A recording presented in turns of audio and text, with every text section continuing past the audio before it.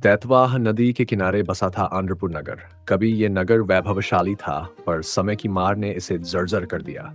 इस नगर में एक धनाढ्य व्यक्ति का विशाल भवन था, परंतु अब वहां केवल उसकी विधवा और नन्ही पोती रह गई थी। वे मजदूरी कर अपना जीवन यापन कर रही थी। सेरिवा ठेले के साथ नगर में प्रवेश करता है और ऊंची आवाज में पुकारता है, सेरिवा, माला ले लो, कंगन ले लो, सुंदर सुंदर सजावट की चीजें ले लो। पोती उत्साहित होकर दौड़ती हुई दादी के पास आती है। दादी माँ। देखो, एक व्यापारी आया है, कितनी सुंदर मालाएं हैं उसके पास। मुझे भी ये भी एक माला, कैट। बेटा, हमारी कमाई से मुश्किल से गुजारा होता है, माला कैसे खरीदूं? पोती घर के कोने में पड़े पुराने सामान को देखती है। वहां एक पुराना बर्तन पड़ा है। वह उसे उठाकर दादी के पास लाती है। दादी, ये पुराना बर्तन हमारे किसी काम का नहीं है। इसे देकर शायद हम माला खरीद सके। दादी सहमति में सिर हिलाती है और सेरिवा को बुलाती है। सेरिवा लोभ से चमकते आंखों से बर्तन को देखता है। वह उसे उलट पलट कर जांचता है और मन ही मन सोचता है, सेरिवा, यह तो सोने का है। अगर इसे मुफ्त में ले लूं तो बहुत फायदा होगा। वह अचानक चेहरे पर गुस्सा लाकर बर्तन जमीन पर फेंक देता है। यह गंदा बर्तन मेरे किस काम का? तूने मुझे बेवजह बुलाया। मैं कोई मूर्ख नहीं जो इस बेकार चीज के बदले में माला दूं। वह गुस्से में ठेला लेकर आगे बढ़ जाता है। दादी और पोती दुखी होकर एक दूसरे को देखते हैं। दृश्य 2। बोधिसत्व अपनी गली में घूमता हुआ उसी मकान के सामने आता है। पोती उसे देखती है और फिर से उत्साह में दादी के पास दौड़ती है। दादी माँ, देखो, ये व्यापारी बहुत शांत और सभ्य लग रहा है, इसे बुला कर देखते हैं।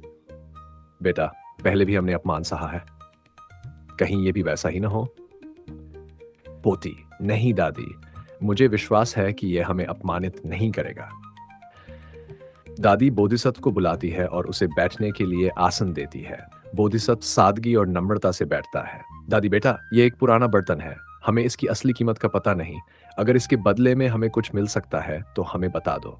बोधिसत्व बर्तन को ध्यान से देखता है और फिर दादी की ओर देखता है। उसके चेहरे पर ईमानदारी छलकती है। बोधिसत्व, माताजी, यह बर्तन अत्यंत मूल्यवान है। इसकी कीमत लगभग 1 लाख कार्शपन हो सकती है, लेकिन मेरे पास केवल 500 कार्शपन और कुछ सामान ही है। दादी आश्चर्य से उसकी ओर देखती है, फिर मुस्कुराकर कहती है, बेटा, तुम्हारी जैसी ईमानदारी बहुत कम लोगों में होती है। अगर हम इसे बाजार ले जाते तो कोई हमें चोर समझता। तुमसे जो बन पड़े ले लो और यह बर्तन रख लो। बोधिसत्व अपनी पूरी संपत्ति और सामान उन्हें दे देता है। केवल 8 कार्शपन और तराजू अपने पास रखता है। फिर वह जल्दी से नदी की ओर बढ़ता है। संध्या हो चुकी है। सेरिवा फिर से उस मकान के पास आता है।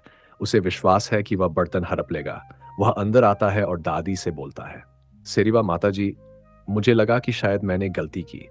मैं वह बर्तन ले लेता हूँ और बदले में कुछ सामान दे देता हूँ। दादी व्यंग्य भरी हंसी हंसती है।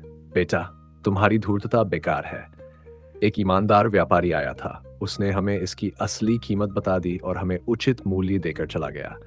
सेरिवा चौंक जाता है। उसे विश्वास नहीं होता। वह बौखलाकर अपने सिर पर हाथ मारता है। यह नहीं हो सकता। वह दौड़ता हुआ नदी किनारे पहुंचता है।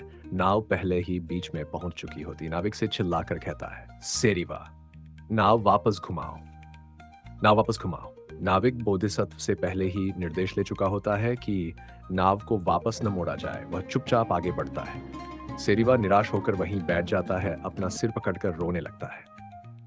अंतिम दृश्य नटर मंच के बीच में आता है और धीरे धीरे बोलता है, लालच मनुष्य को अंधा बना देता है, जबकि ईमानदारी सच्चे सुख की ओर ले जाती है। सेरिवा का लालच उसे बर्बादी की ओर ले गया, जबकि बोधिसत्व की ईमानदारी ने उसे समृद्धि